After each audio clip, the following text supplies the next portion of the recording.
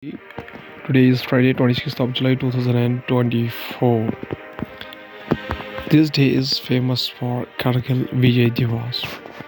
It's celebrated every year on 26th of July in India to observe the India's victory over the Pakistan in the Kargil War for ousting Pakistani forces from their occupied positions on the mountain tops of northern Kargil district in Ladakh in 1999. Initially, the Pakistan army denied their involvement in the war, claiming that it was caused by the Kashmiri militants. However, documents left behind by casualties, testimony of POWs, and later cited statements by the Prime Minister of Pakistan, Nawaz Sharif, and Pakistan Army Chief of Army Staff Pervez Musharraf pointed to the involvement of the Pakistani paramilitary forces led by the General Ashraf Rashid. Starting the news with the news with the Hindu stated that I will not be silent. Kamala Harris presses Netanyahu over humanitarian situation in Gaza. Vice President Kamala Harris Wright and Israeli Prime Minister Benjamin Netanyahu arrived before a meeting at the Eisenhower Executive Office building on the White House complex in Washington on July 25, 2024. The United States Vice President's remarks, which were short and serious in tone, reflected what could be a shift from President Joe Biden in how she deals with the Israeli Prime Minister. Kamala Harris sharply pressed Israeli Prime Minister Benjamin Netanyahu on Thursday about the humanitarian situation in Gaza in frank talks that were watched for signs of how the might shift to American policy about Israel if she becomes the president. Netanyahu meets with the Biden-Harris to narrow gaps on Gaza war ceasefire deal. Once again, United States President Joe Biden shakes hands with the Israeli Prime Minister Benjamin Netanyahu left in the Oval Office of the White House, Washington, on July 25, 2024. White House officials say the negotiations are in the closing stages, but there are issues that need to be resolved. Israeli Prime Minister Benjamin Netanyahu visited the White House Thursday to discuss the war in the Gaza and the possibility of securing a ceasefire deal with the United States President Joe Biden and likely Democratic nominee Vice President Kamala Harris. Jaishankar meets with the Chinese Finance Minister Wang in Laos, pushes for the urgency in the resolving line of actual control standoff. Minister of External Affairs S. Jaishankar with the Foreign Minister of China Wang Yi during a meeting on the sidelines of ASEAN meeting in the Vientiane on July 25, 2024. The ministers met for the second time this month, calling for a stronger guidance to officials to complete a line of actual control of this engagement. For the second time this month, the External Affairs Minister Jaishankar met with his Chinese counterpart Wang Yi, with the two leaders highlighting the need to resolve the 4-year-old military standoff at the line of actual control with the purpose and urgency. The meeting was among the first few bilateral meetings the External Affairs Minister had after landing in Vientiane, lost for a number of ASEAN-related meetings July 25-27, and comes 3 weeks after the two ministers held attacks on the sidelines of the Shanghai Cooperation Organization summit in Kazakhstan, in a signal that New Delhi and Beijing are fast-tracking their efforts to resolve the line of actual control issue. Myanmar Junta Ethnic Armed Group claim control of military regional headquarters, filed picture of army officers standing guard as police officers patrol in the Lashio, northern Shan state, Myanmar.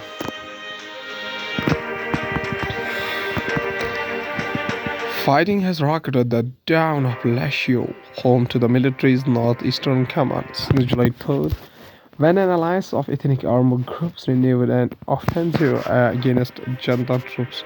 Myanmar's junta and an ethnic minority armed group both claimed on July 25 they were in control of a town and a regional military command in the northern Shan state following days of clashes. Fighting has rocked the town of Lashio, home to the military's northeastern command, since July 3rd, when an alliance of ethnic armed group renewed an offensive against junta troops. Bangladesh Prime Minister Sheikh Hasina surveys destruction as unrest recedes.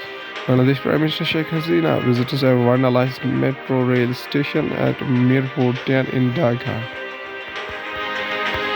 Sheikh Hasina, 76, spent the morning surveying destruction in the capital Dhaka. by the commuter rail network connecting the sprawling megacity of 20 million people was shut down after mob attacks. Bangladeshi Prime Minister Sheikh Hasina on July 25 as she surveyed the destruction wrought by day of deadly unrest as student leaders vague at the future of the protests that sparked the disorder. Last week's violence killed at least 193 people, including several police officers, according to an AFP count of victims reported by police and hospitals. In one of the biggest upheavals of Ms. Hasina's 15-year tenure, India marks a landmark Kargil victory as Pakistan Army looks on. From Hindustan Times, Kargil in this photo from the PTR shows Indian Army soldiers are seen at the Tiger Hill in the Dras Kargil area of Ladakh.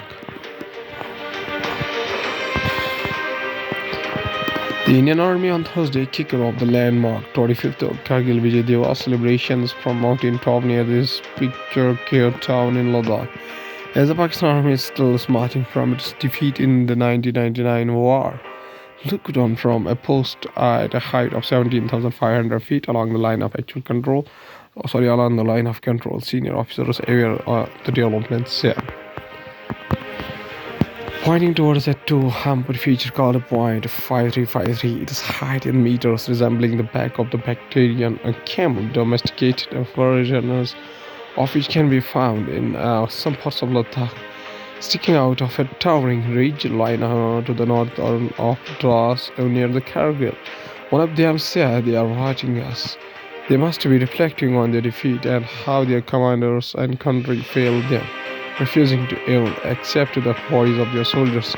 Point 5353 offers the Pakistan Army a sweeping view of the stretch of the Srinagar Highway, a critical supply line of the mountains to the south of the National Highway 1, including the Lamuchin top, reached at 11,500 feet near the Dras.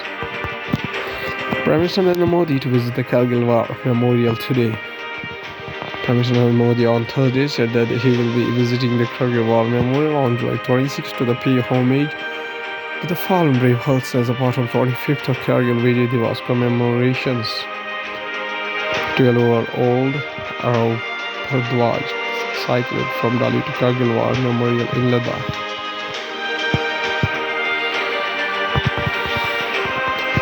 The Kargil War Memorial is also known as the Dras War Memorial. It is a memorial built by the Indian Army in honor of the soldiers who fought and sacrificed their lives during 1999 Kargil war between India and Pakistan.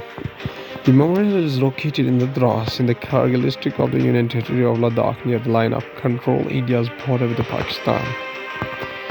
India reported 40,000 suspected heat stroke cases this summer. Modelers estimates show approximately 489,000 heat-related deaths occurred annually between 2000 and 2019. New Delhi, India has reported over 100 deaths and 40,000 cases of the suspected heat stroke since the onset summer in 2024. As of mid-June, according to the United Nations Calls to Action on Extreme Heat released on Thursday. Now, going towards the economy of the country from the business point of view, foreign investors pull out $1.27 billion from the market after budget.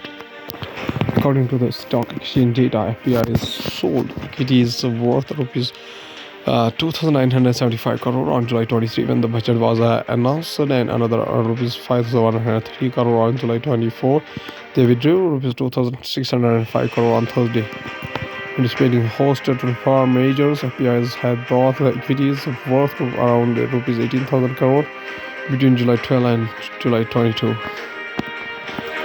Top 500 firms likely to get quota for interns based on CSR spend. The government is keen to ensure that those at the margins are able to make the most of its internship scheme. In the Union Budget of 2024-25, presented by the NDA government on Tuesday, Finance Minister Nirmala Sitharaman announced the Prime Minister's package for the employment and skilling with an overall outlay of Rs 2 lakhs crore. End of old tax regime would depend on the acceptability of new regime among taxpayers. CBDT Chairman Ravi Agarwal delivers into the NTR and the other key direct tax related moves The budget, including the changes in the capital gains tax, scrapping of the so-called angle tax, and the planned comprehensive review of the Income Tax Act. Ravi Agarwal, chairman of the Central Board of Direct Taxes. Now going towards the world news, including Trump harsh money prosecutors say conviction should stand despite immunity ruling. Kamala Harris pushes power in the speech at teachers' union says, bring it on. Yellen says Harris would keep Biden's core values on global issues. Biden meets Netanyahu on the Gaza ceasefire.